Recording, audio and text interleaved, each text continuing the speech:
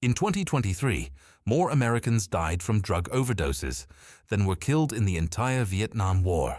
Combined, they died 7,500 people. Most of them didn't die from heroin. They didn't die from cocaine.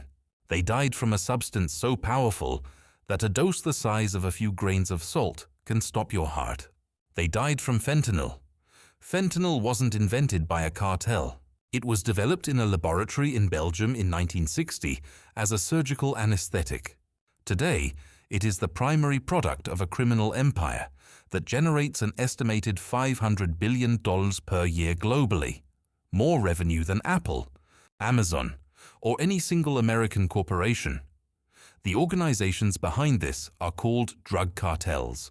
And despite 50 years of a war on drugs, despite DEA operations, military deployments, extraditions, and billions of dollars in law enforcement spending, they are stronger today than they have ever been in history. Why? What makes them so impossible to stop? In 1971, President Richard Nixon declared a war on drugs. He called drug abuse public enemy number one. He created the DEA. He dramatically increased federal funding for drug interdiction. In the decades that followed, the U.S. spent over $1 trillion fighting the drug war. Millions of Americans were incarcerated.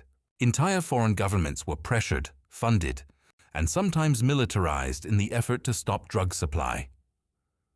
Here is what actually happened. Every time American and Mexican authorities dismantled a major drug trafficking organization, the trade didn't disappear. It fragmented, and fragmentation created competition. Competition created violence, and out of that violence, the most ruthless, most adaptive, most business-minded organizations survived and grew stronger. The cartels didn't thrive despite the drug war. In many ways, they thrived because of it. But that's only part of the story. Because to understand why the cartels became unstoppable, you have to understand what they actually are. The term drug cartel is, in economic terms, a misnomer. A cartel is a group of producers who agree to fix prices and divide markets. Mexican drug trafficking organizations are actually something closer to vertically integrated multinational corporations, with production, logistics, distribution, marketing, security, and political lobbying functions. The Sinaloa cartel, founded by Joaquin El Chapo Guzman in the mountains of Sinaloa State, operates across more than 50 countries. It has corrupted judges, police chiefs, military generals, and elected officials at every level of the Mexican government. It employs hundreds of thousands of people, from poppy farmers to tunnel engineers to accountants to assassins. Its rival, the Cartel Jalisco Nueva Generación, CJONG, is considered by the DEA to be the most dangerous criminal organization currently operating. It controls distribution networks across 35 U.S. states.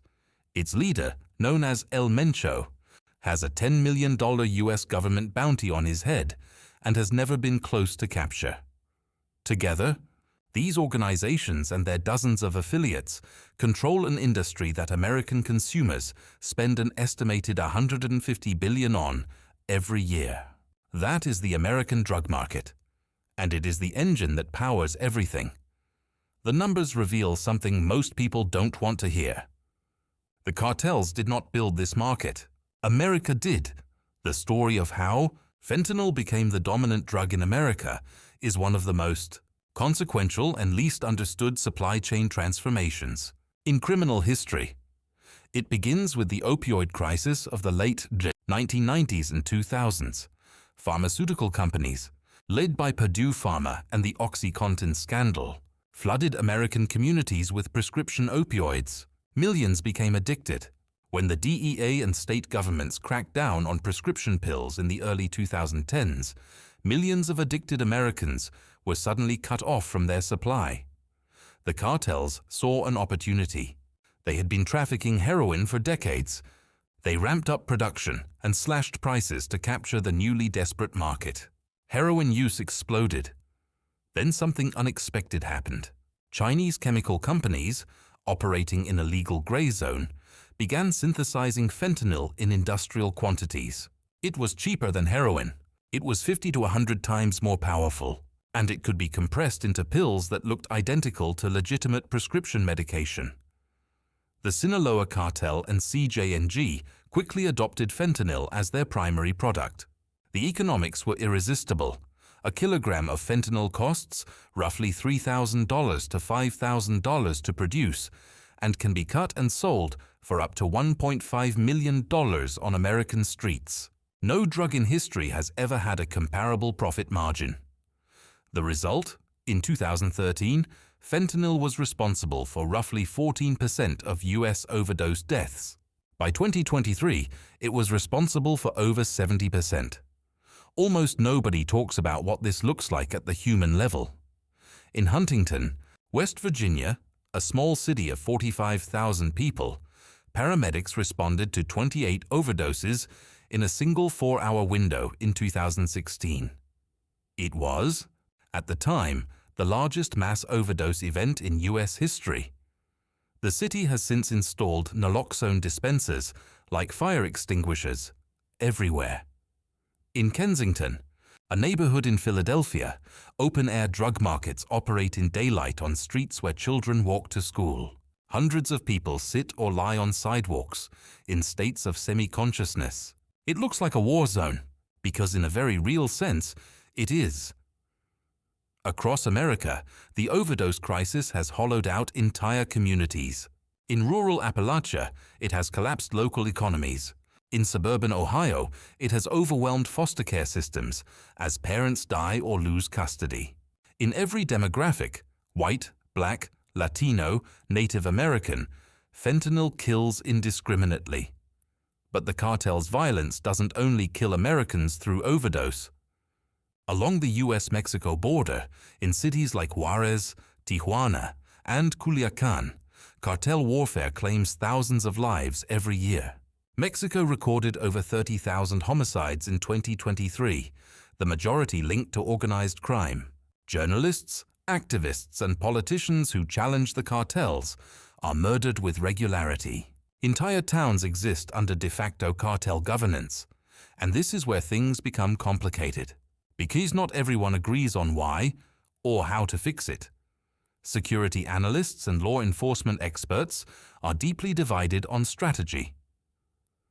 Former DEA Administrator Ann Milgram has argued that the key is targeting cartel financial networks, seizing assets, prosecuting money laundering, cutting off the flow of illicit profits back into criminal infrastructure. You can arrest every cartel leader tomorrow, she said in congressional testimony, and if you don't disrupt the money, a new leader is running the organization by next week. Others, like security scholar Vanda Felbab Brown at the Brookings Institution, argue that military approaches consistently backfire, that every cartel leader killed or arrested creates a power vacuum that produces more violence, not less. She advocates for focused economic development in cartel-controlled communities as the only long-term answer. Mexican analysts, including journalist Ioan Grillo, who has spent decades reporting on cartel violence, emphasize something that American coverage often ignores: the role of American weapons. An estimated 70% of weapons seized from cartels in Mexico originate from legal gun sales in the United States. The cartels are, in part, armed by American gun dealers, operating within U.S. law publics. Health advocates argue the entire enforcement paradigm is wrong, that treating addiction as a law enforcement problem, rather than a health problem, simply criminalizes disease, fills prisons, and does nothing to reduce demand. Portugal's decriminalization model, implemented in 2001, dramatically reduced drug-related deaths and HIV infection rates. The US has never seriously considered a comparable approach. But the real reason America keeps losing this war is something that almost no politician will say out loud. There are several things most people believe about this crisis that simply aren't true. The first misconception is that better border security will stop drug smuggling. The DEA's own data shows that the overwhelming majority of fentanyl enters the United States through legal ports of entry, hidden in vehicles, shipping containers, and mail packages. Walls do not stop pills. The border security debate, while real, does not address the primary smuggling mechanism. The second misconception is that taking out cartel leaders will dismantle the organization. This is perhaps the most thoroughly disproven assumption in drug war history. The Sinaloa cartel survived El Chapo's imprisonment. CG&G grew more powerful during sustained military pressure. Killing or capturing leaders creates succession fights that temporarily increase violence, but the organization continues. The third misconception is that most people crossing the border illegally are cartel-connected. The cartels profit from smuggling migrants, but the vast majority of migrants crossing illegally are fleeing poverty and violence, many from conditions that cartel destabilization helped create.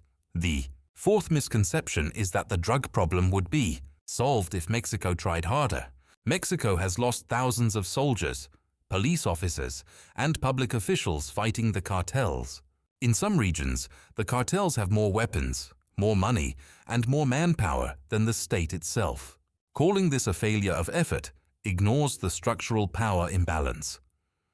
What happened next, in terms of policy, changed everything, and not in the direction most people expected.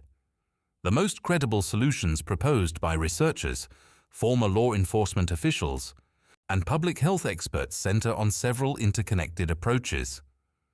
Demand reduction through treatment is the single most effective intervention in any drug market. Expanding access to medication.